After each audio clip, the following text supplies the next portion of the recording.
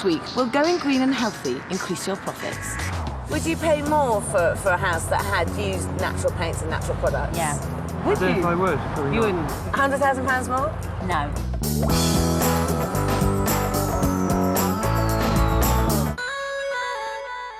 Like any business, but especially in the cutthroat world of property development, profit matters.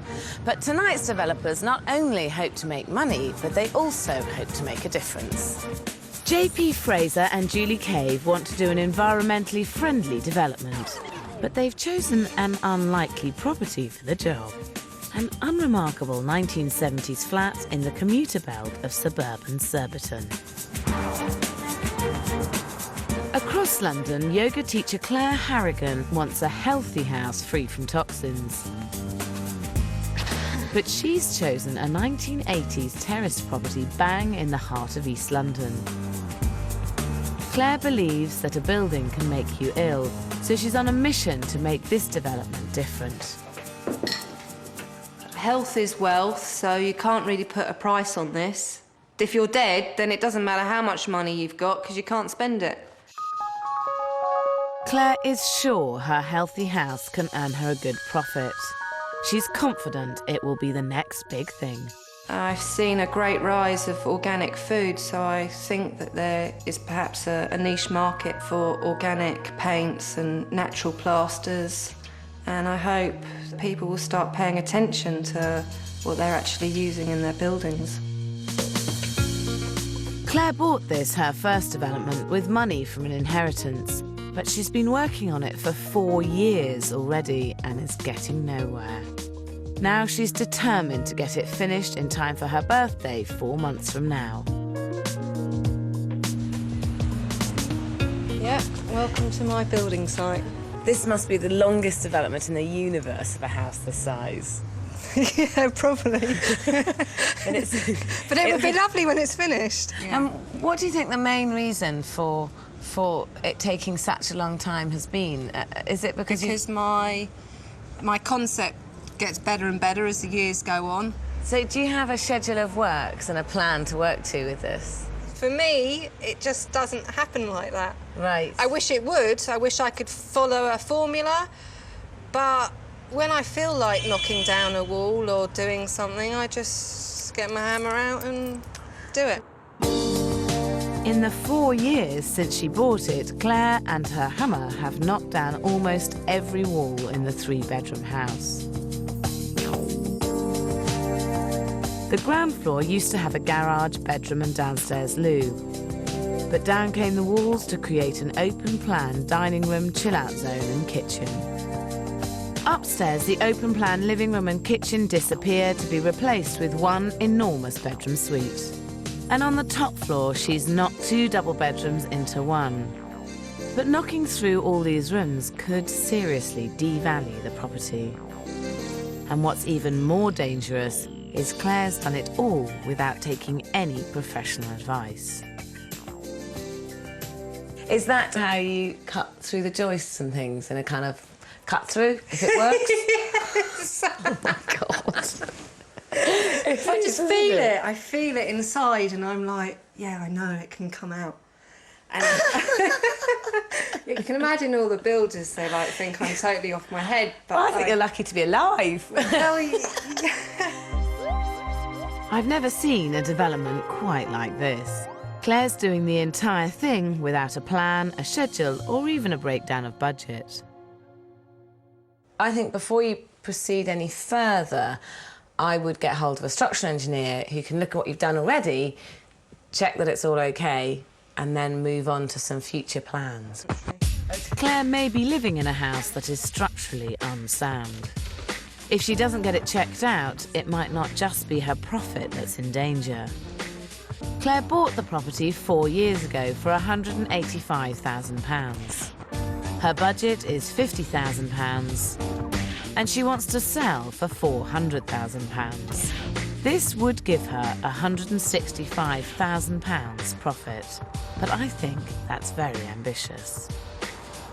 There are other houses that are just like this from the outside that are sold for 300, and you're trying to get 400,000 for this one. But the other houses that are sold are 3 bedrooms, and this is only 2 bedrooms.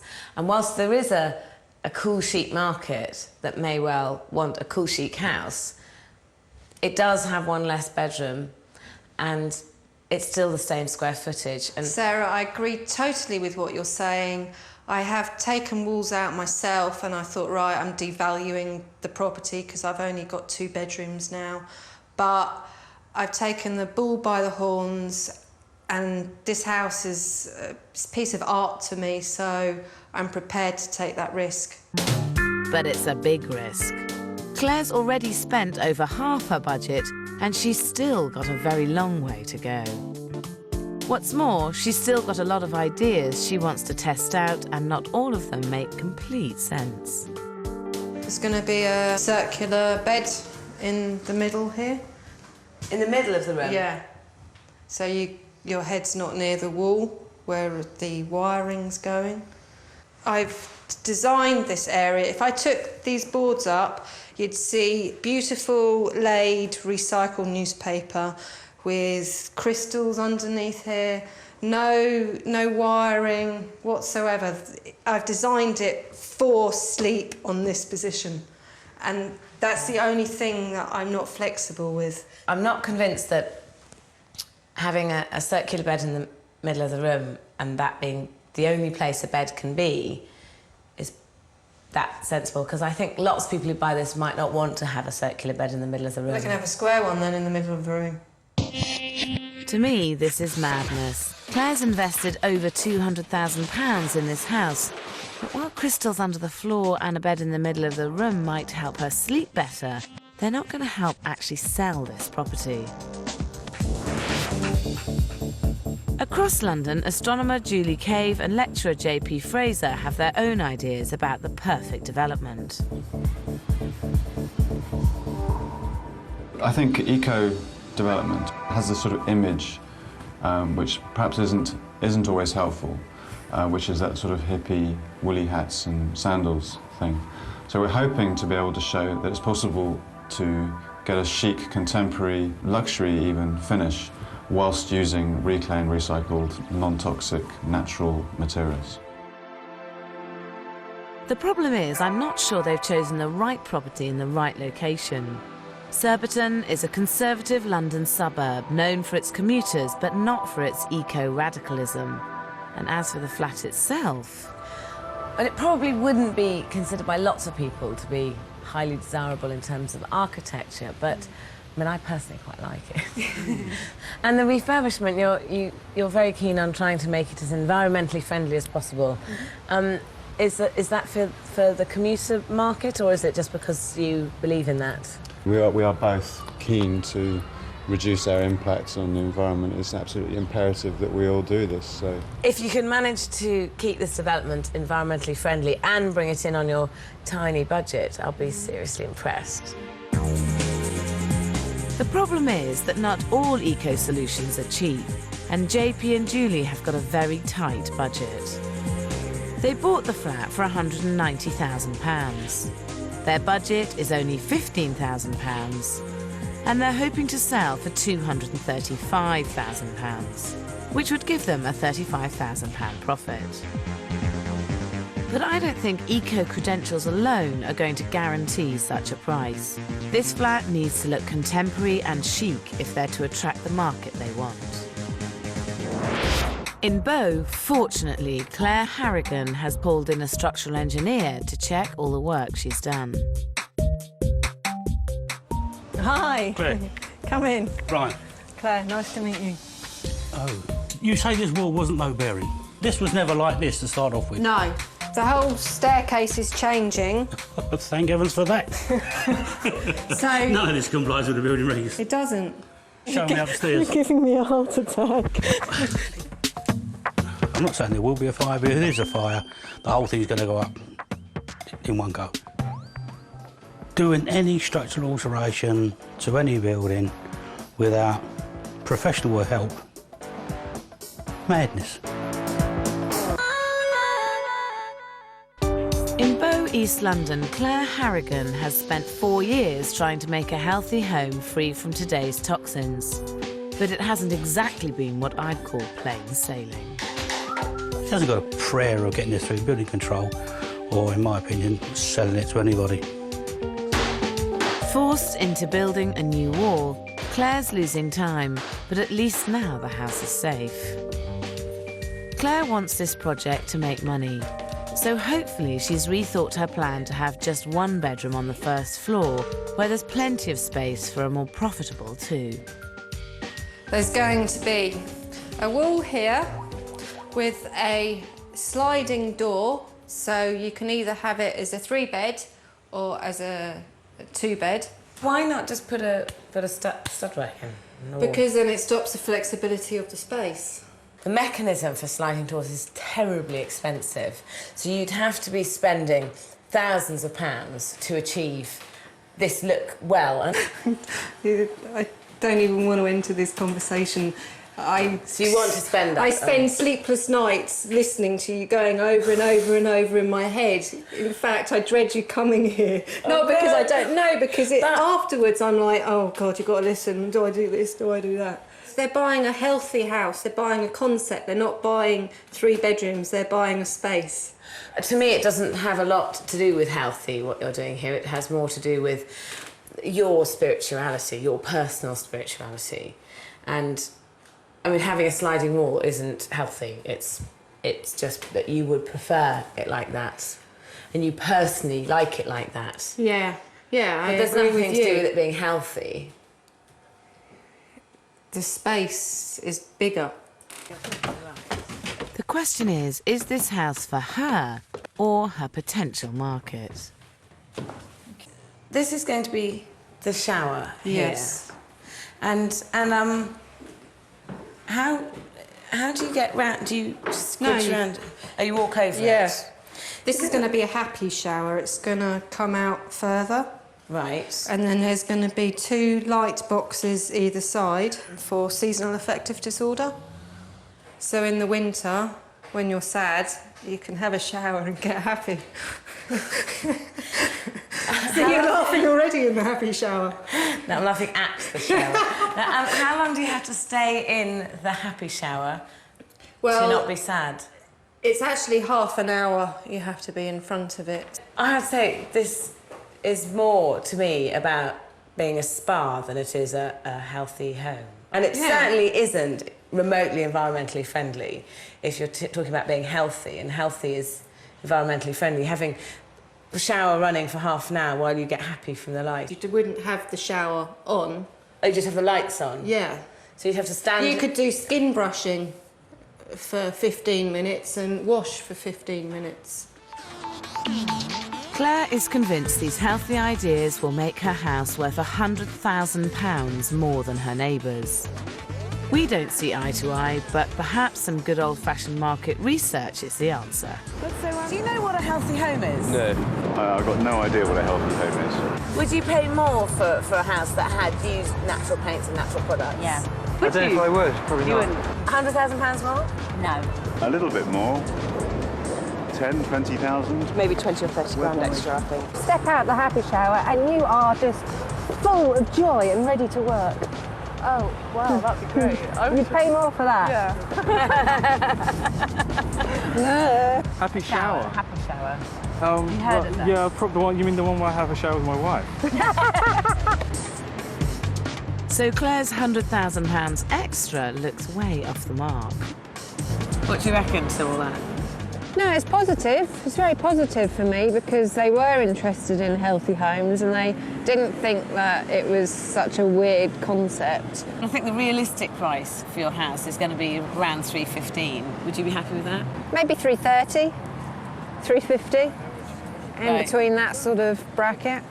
But you'd be happy with going for somewhere between 300 and 350 rather than the 400? Yeah, I don't want to price myself out of the market. At last, Claire's starting to think realistically. She's lucky that because she bought the property so long ago, she can drop £50,000 from her asking price and still make a profit. That is, if she gets things moving and sticks to budget. In Surbiton, JP Fraser and Julie Cave want to turn this grotty 2-bedroom flat into a chic contemporary pad for the young commuter market. They're determined to prove they can do it in an environmentally friendly way, and one of their main strategies is to use reclaimed and recycled materials. Wow. And slate. Oh, this is perfect. There's enough of these to do the shower. Yeah. This is recycling when it really works well. Yeah. But if they're to attract the design-savvy market they're targeting, they have to make sure this property looks great. But with a growing horde of other people's cast-offs, the early signs aren't promising. We got an entire office worth of stuff, 2 rooms worth of wooden flooring. I bought an entire kitchen for £100. The sink, oven, extractor fan, worktop, a temporary fridge freezer, a bath at the back that was £20. So how much have you paid for all of this? Everything that's in here is probably £200 at the most. And you have got quite an eclectic bunch of stuff here. Yeah. And considering that you are trying to appeal to city slickers, I think you have to be very careful it doesn't sort of miss its market. Yes. Yeah, no, we're well aware of that, and we're trying to collect things by various themes rather than just collect absolutely everything. Julie and JP have to tread carefully. Being eco-friendly isn't going to sell this place on its own. Getting the look right is key. Currently, the flat is dark and dingy with a pokey kitchen, separate lounge, bathroom and 2 bedrooms. The plan is to remove the wall between the lounge and kitchen to create an open-plan living area, which will make it much brighter, and install a recycled kitchen and bathroom. They've got a tiny budget of just £15,000. They're living on site and doing all the work themselves, starting by removing the wall between the sitting room and kitchen. Oops, sorry, that cracked. What have you done to my kitchen? Do you want to go? No. While JP gets on with the structural work, it's Julie's job to source materials. LED lighting. More and more people are waking up to sustainability, so information is out there. Finding it can take time, but here are some simple basics. To be more eco-friendly, use good insulation, an efficient water heating system, and low-energy light bulbs. To conserve water, install a dual flush system, a water-efficient shower, and AA-rated appliances. All these things can be easily found on the high street. Remember that everything that gets shipped uses energy, so if you buy locally, then so much the better. Second-hand items can be great, and there are lots of trendy salvage yards out there, but just make sure you get the look right for the house. Finally, any materials you use should be from a sustainable resource and as natural and non-toxic as possible. Incorporating eco-credentials into your development doesn't necessarily have to mean too much extra work or expense. But JP wants to go one step further. What exactly is this? This is a product I've been working on for the past 6 or 7 years now. It's got the awful name of eco-aspirator. Essentially, it's a way of using plants and organisms to improve air quality. How much does this cost to build, this? That particular one was about £2,000, but... It's perhaps a little bit off the wall for the sort of people who might end up buying this flat. But don't you think it might help to sell the flat in the same way that a garden can help to sell a property? No, because you can't sit in it and drink wine. Spending £2,000 on an eco-aspirator is not good use of a tiny budget.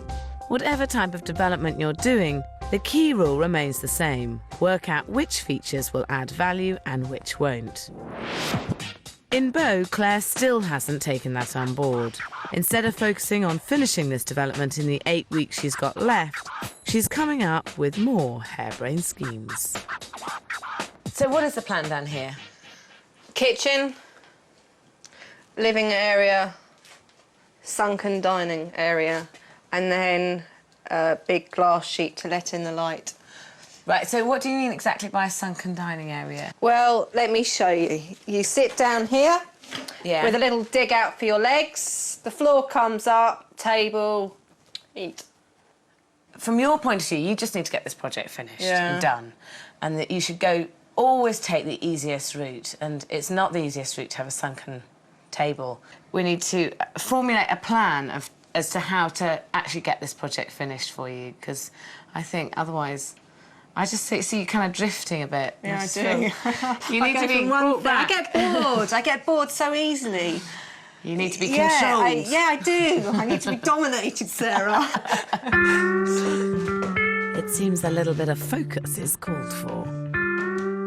So this is your schedule. Styling, staircase, install kitchen, 32nd birthday, party and finish.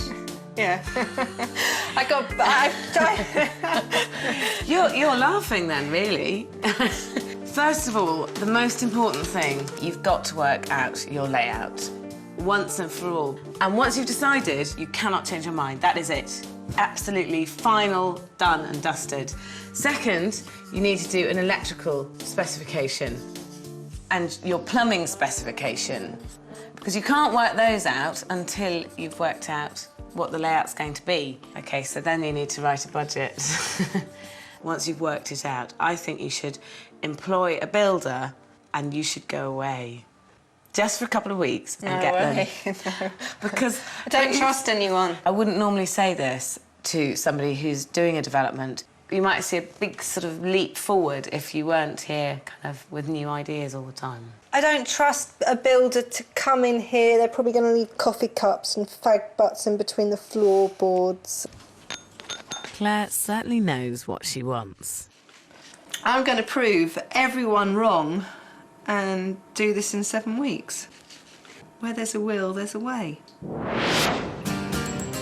In Surbiton, JP and Julie are doing a better job of keeping their tiny budget under control by relying on cheap reclaim materials. But bargain hunting is taking longer than expected, which means instead of being completed, this development is nowhere near.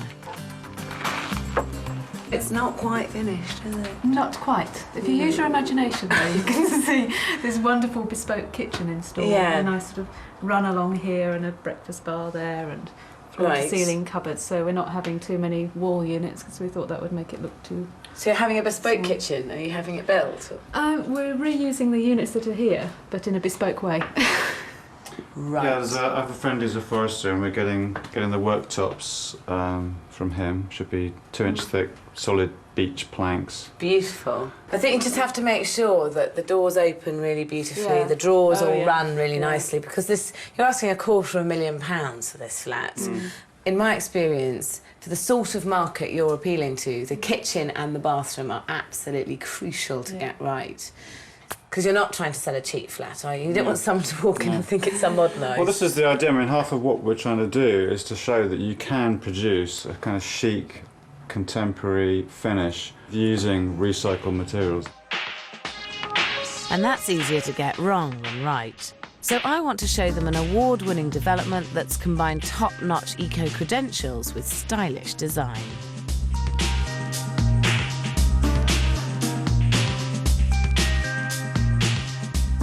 This flat is chic and contemporary and it's in the commuter belt, so it's similar to your flat, but it's also built from sustainable products and it's eco-friendly. But I think the difference with this flat is that this was designed and then they source the materials, whereas I think you source materials and then you're working out where you can put them in the flat. And I think that there is a danger that you won't have a really fantastic end product like this if you approach it from that direction. That's the risk. It might seem that way, but it's not quite so haphazard in reality. We've been very careful to select materials. Is this the sort of look that you're planning on going for? Yeah, definitely.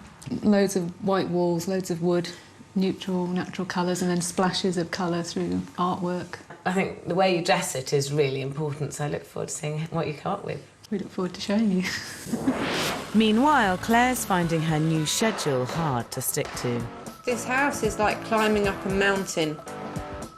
I'm I'm almost there, but it's always the last 5k on a mountain that kills you.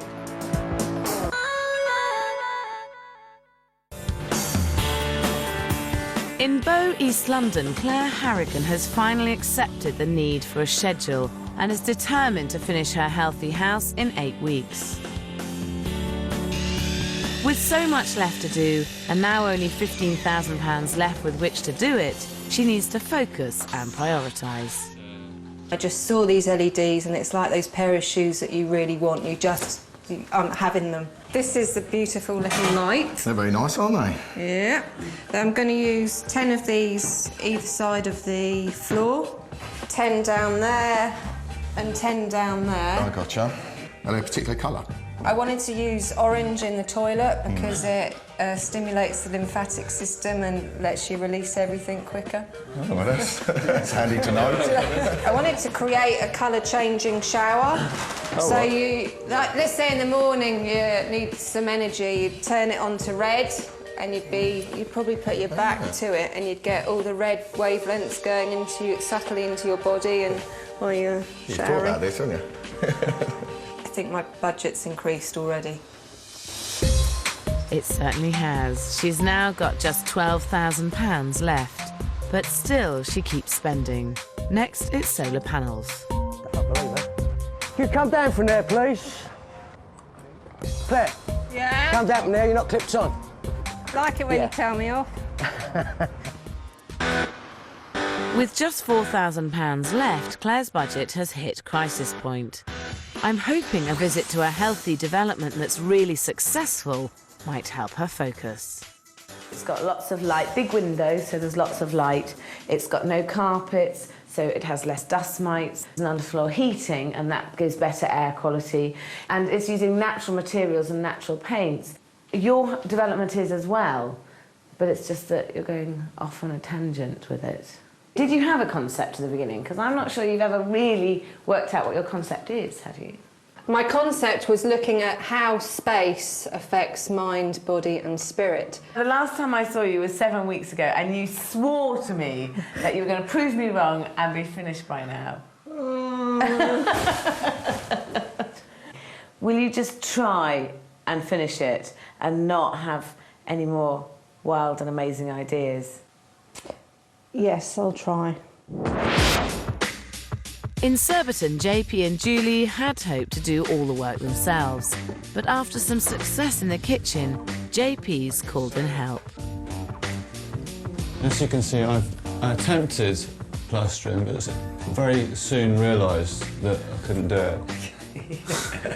I mean, what about this section of the bathroom? That's going to be a walk-in shower, so we're still trying to find a reclaimed shower door. So we don't know exactly how big it is, so I can't put the frame in yet. Okay, you're not making it easy for yourself. No, I know. JP's right to get in help, because the success of most developments is down to the quality of the finish. Something Julie seems to have forgotten.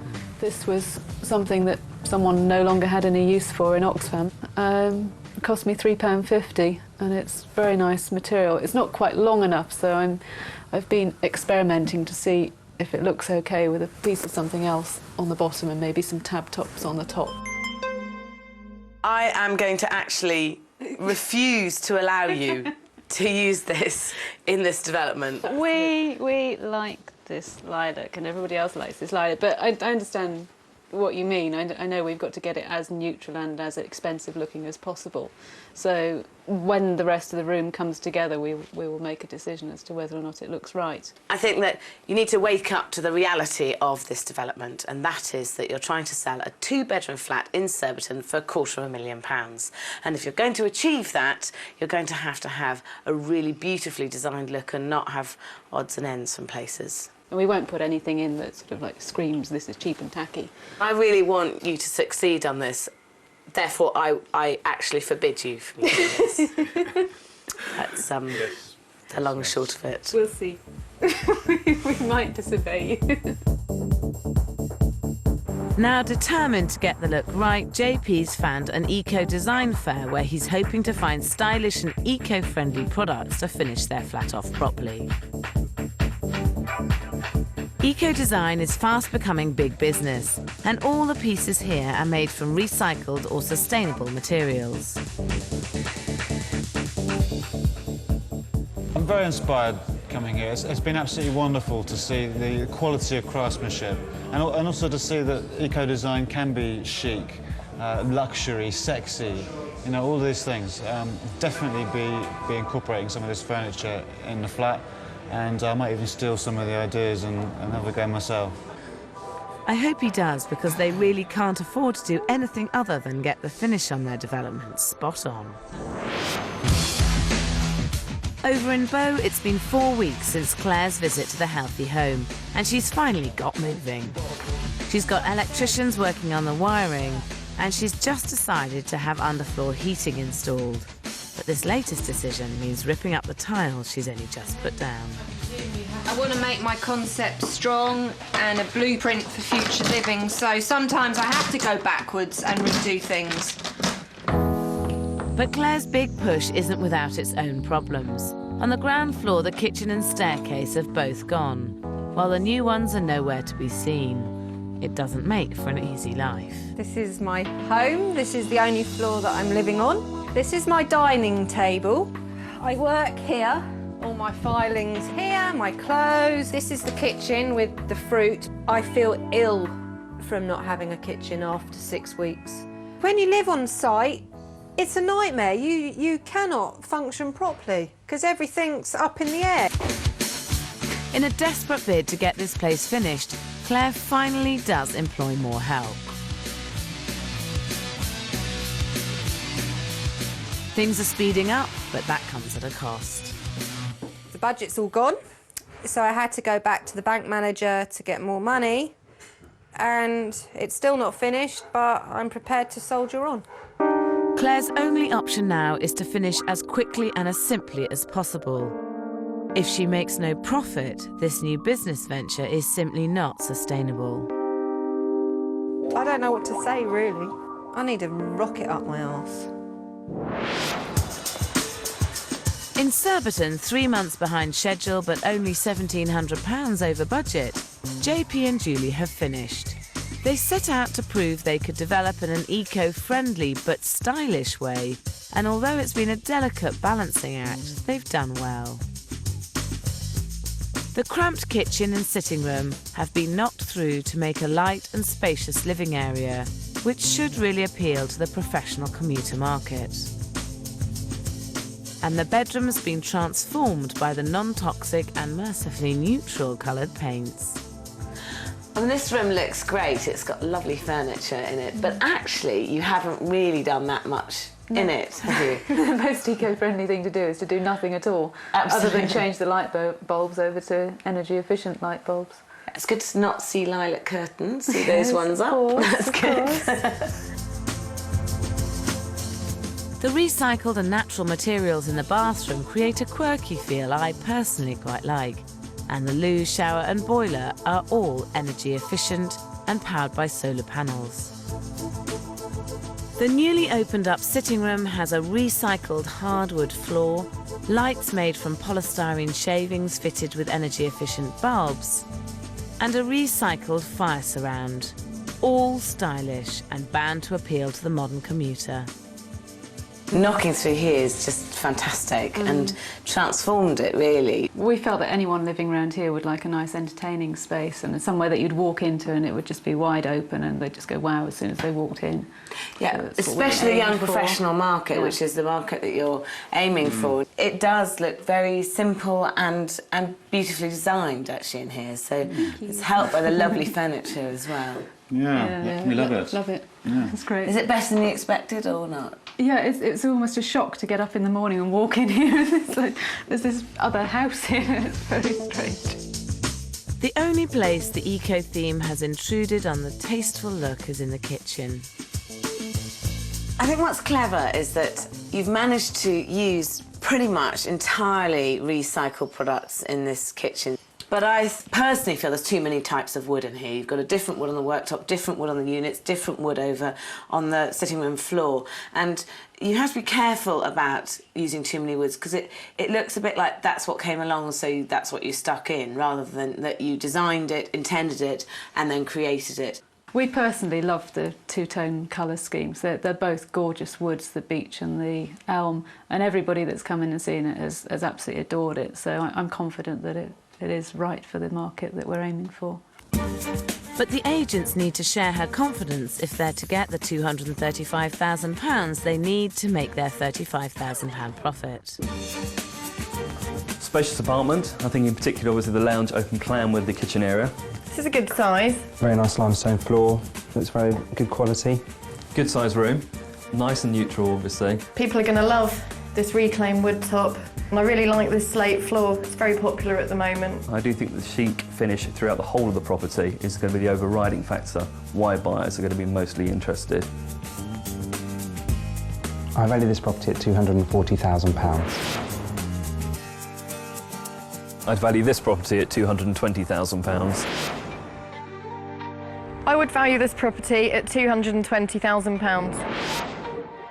We've had agents round and the average valuation's come in at £226,000. I think it could achieve more than that. I personally wouldn't sell it at that price. Wouldn't you? I don't think I'd be disappointed with, as long as we make some profit, we haven't made a loss, that's fine, because we've learned so much. We've made excellent relationships with all the suppliers. It's been a great experiment. If Julie and JP sell for £226,000, they would make a £19,000 profit, which isn't bad for a small project like this, but it depends on finding a buyer. I really like the decor, the sofas. Love the floor, actually. I know my wife would be happy with that. I really like the open plan feel. It'd be great for entertaining, really good use of space. I really love this room. It's nice and modern, but with a sort of twist. Kitchen work surface I love. I think they're really unusual. Best room in the house. Spend a lot of time in the bathroom, and it's what gets me out of bed in the morning. It's great to have the separate shower. It's perfect size, perfect location, eco-friendly, which is a plus for me. I'm definitely thinking about putting an offer in. Has it all been worth it?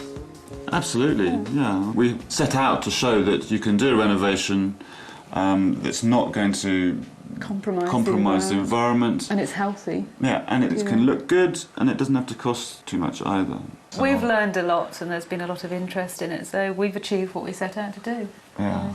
And any profit we make is an added bonus. I think you've done really, really well sticking to your guns. Overall, it's a massive success. Well done. Thank you. Although one viewer did put in an offer, Julie and JP remain convinced they can get more and have decided not to move out just yet. Meanwhile, over in Bow, Claire still has a long way to go. If your house in your main area where you're living's a mess, then you're going to be a mess. In Bow, East London, Claire Harrigan has been on a painful, lengthy mission to create a healthy home. So 5 years after you started, it's finally finished. It doesn't actually look that different to the other houses. Beauty comes from within, Sarah. So it's inside that it's all amazing. All amazing, singing and dancing. Fantastic. Claire has literally turned this house upside down.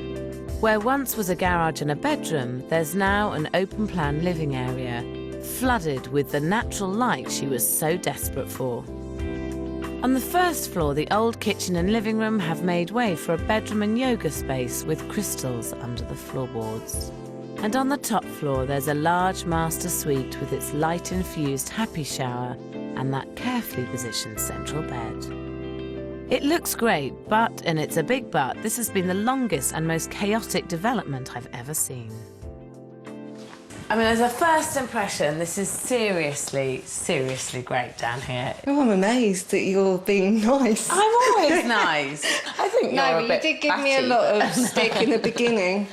I gave you stick, really, mainly because of your method, not what you were trying to achieve, and I think that I absolutely admire everything you're trying to do, but it's just the process that you went through. Claire chopped and changed her mind far too often in her attempt to create a healthy home. She has used non-toxic paints, natural woods and protected wiring, but her vision has always seemed a bit muddled. I love the effect of the polished concrete floor, but it doesn't strike me as particularly healthy. Actually, in its powder form, it's quite unpleasant cement. Why did you go for it particularly? Easy maintenance, hard wearing, you're not going to get stiletto marks in the floor, it's not going to get damaged. So it wasn't due to that it's healthy? Yeah, it's healthy because it's seamless. Right, and so you're not going to get the dirt. When I was doing this, I was always torn between health, eco. I had so many boxes to tick that sometimes I could only tick one. Because really, environmentally, it would be better to have a wooden floor than a concrete floor. Yeah, but do you feel healthier here? Well, no, not particularly. Do you feel healthier? Not after all that building work. On the first floor, Claire accepted that 2 bedrooms would add value. But rather than simply split the rooms with a stud wall on a flight of fancy, she divided them by creating an elaborate wardrobe and expensive sliding door. These 2 rooms were a bit of a battleground for us, weren't they? Yeah, come on in. I do think this is a good medium ground. I do think that having a divide is much, much better than no divide. It's just that it has cost you more time and more money, and has it actually added any value to the house? This is ideal living. You've got the light, you've got the darkness in here when you want to sleep. If you want to use that as a bedroom, you can. If you want to use it as a nursery, then you're near your baby. An office, you've got perfect light coming in. What more does a niche buyer want? Unfortunately, I worry that Claire's niche buyer will be hard to find. Up here, I think that a lot of the mass market appeal has been lost with the clay plaster on the walls and with the sleeping platform, because, to be honest, I think that there will be some people who just want to come in and skim the walls and put a normal bed in here. They won't be buying this house, and it's niche market, it's not mass. But you're better off having a healthy home that appeals to the niche market and the mass market in case you don't find the one buyer. Despite the issues with the first floor, on the top floor, her master suite is much more successful. It's a luxurious space and the LED lighting looks gorgeous. But as a development, financially, has it been worth it? In the 5 years it's taken Claire to convert, the value would have risen all on its own. Some of the things that you've put into this development, like the LED lighting and the solar panels and the happy shower, you've got a lot of amazing finishes in here, but they came at a high price. I mean, let's talk money. You spent a fortune on this, didn't you? 74,000. That's almost 50% more than the £50,000 she'd planned. But because Claire didn't ever write a detailed budget, it was hard to keep spending under control. In fact, her building work cost £29,550. Her plumbing and heating, £10,000. Electrics and lighting, £13,000. Her kitchen and bathrooms came in at £10,700. Staircases came in at £5,750. And fees at £5,000, making a total of not £50,000, but £74,000. Now we really need to know if it's worth the £400,000 she hoped for. Lovely finish, isn't it? I really like the polished concrete floors. This is a designer house. This is for someone who wants something very, very original. I'm assuming this used to be the garage, and I think she's made a good space, actually. Oh my God, this is wonderful. I'm not too sure about the bamboo. My purchasers are going to love this house. Double bedroom, not a big double. Oh my goodness, I love the ceiling. What have we got here? Energise, release. Release. This is wild. This is absolutely wild. I value this property at £375,000. I value this property at £380,000. I would value this property at £350,000. How much would you like it to be worth? 400. And would you sell it for less? I don't know. Okay, because we have had 3 valuations. One did come in at 350, One came in at 375 and one came in at 380. So the average of those valuations is £368,000. So you'd make £109,000 as a profit from this development, which is a lot of money. I mean, the only depressing thing is that if you hadn't done anything to this house at all, it would now be worth around £330,000. So you would have made a profit of £145,000 anyway, even if you hadn't done anything at all to it.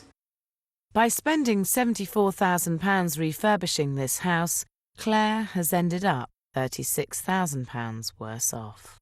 The estate agents can take a walk because I will be selling this as my concept in my way.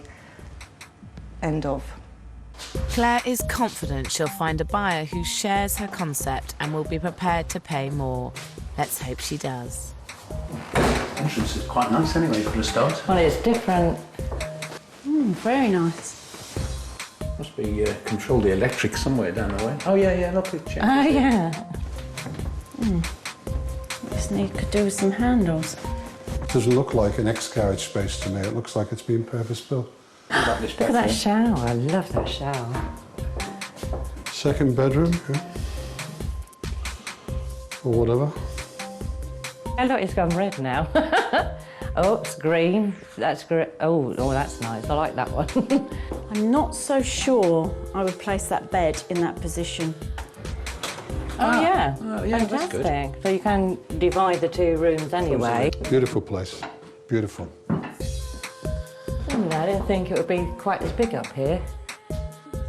Although the viewers love the house, Claire can't make a living developing in this way. I think the point is you've made a lovely house. It looks great, it is healthy, it has lots of environmental issues that you've addressed. But if you'd done it quicker and for less money and hadn't changed your mind so much, it would also have a profit in it, and you need it to be profitable. Yeah, you're right. And if it is profitable, then you can spread your word further, faster. This 5-year journey has been an interesting experiment for Claire, and I hope that one day she can reuse some of the lessons she has learnt. If you want to develop in an ecological way or a healthy way, then nothing should stop you having a go. Done well, it can benefit you and benefit the environment. But like any business, property development needs to be sustainable. And to do that, you need to make a profit and have a product that people will pay money for. Next week I'm with 2 developers who hope their dream locations will reap serious rewards. 1.4 million, is that nothing to you, or is that... That's everything to me, absolutely everything. How hard can it be to say, I like that, I don't like that?